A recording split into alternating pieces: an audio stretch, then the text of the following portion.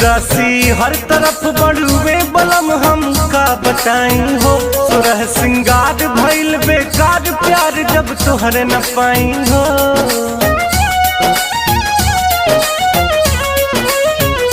उदासी हर तरफ बड़ुए बलम हम का बताई हो। सुरह सिंगार भइल बेकार प्यार जब तोहरे न पाई हो। अब तो आ जाए पिया जी हो, अब तो आ जाए पिया जी तोहर याद आवता, याद आवता। कजरावा आँख के कलिया समरिया तोहे बोलावता। कजरावा आँख के कलिया समरिया तोहे बोलावता।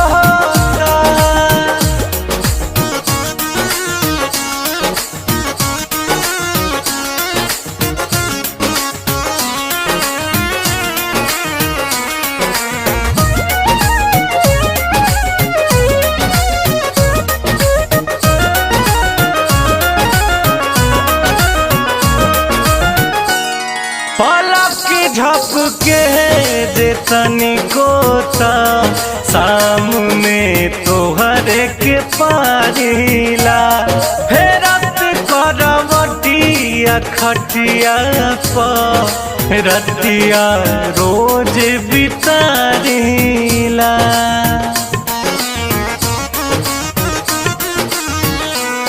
पलक झपके जे तनिको सामने तोहरे के पारिला।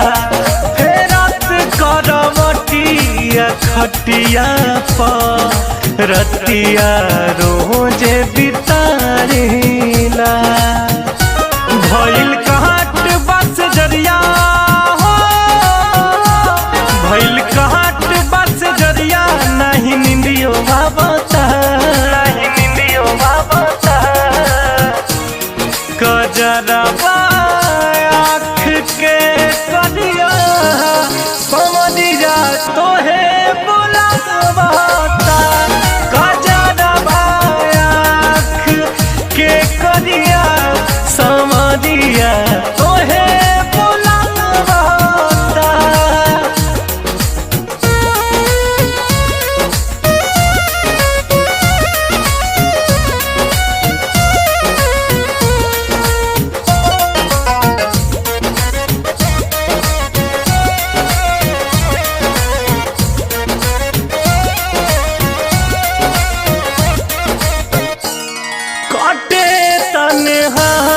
हर एक लम्हा बुझा मन के कलेस पिया।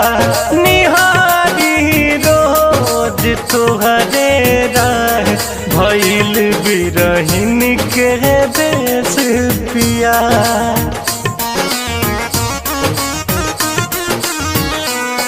काटे तन्हा हर एक लम्हा हे मंजी तेरी तेस पिया।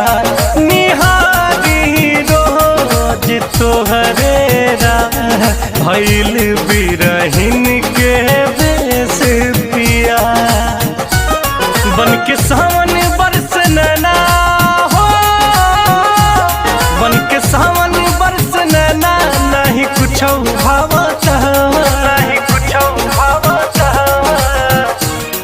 कजरावा आँख के कलिया समरिया तोहे बोलावता। कजरावा आँख के कलिया ला ला ला।